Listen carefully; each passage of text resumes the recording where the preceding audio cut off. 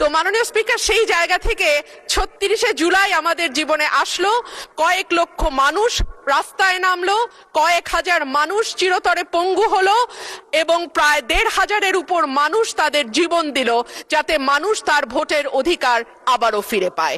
এবং আল্লাহর কাছে অশেষ শুকরিয়া মাননীয় স্পিকার, একটি অবাধ, সুষ্ঠু, নিরপেক্ষ নির্বাচনের মধ্যে দিয়ে ত্রয়োদশ জাতীয় সংসদ গঠিত হয়েছে এবং আমি এই সংসদে একজন স্বতন্ত্র প্রার্থী হিসেবে নির্বাচিত হয়েছি। মাননীয় স্পিকার, সংবিধানের ৫৯ অনুচ্ছেদের দিকে আপনার দৃষ্টি আকর্ষণ করছি।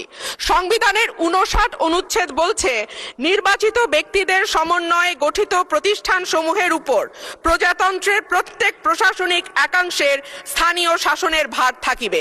সোজা বাংলায় বলতে গেলে স্থানীয় সরকার পরিচালিত হবে নির্বাচিত প্রতিনিধিদের মাধ্যমে। কিন্তু আমরা বিস্ময়ের সঙ্গে এবং দুঃখ নিয়ে লক্ষ্য করলাম, একটি নির্বাচিত সরকার ক্ষমতায় আসবার পরপরই স্থানীয় প্রশাসনগুলোতে প্রশাসক নিয়োগ করেছে।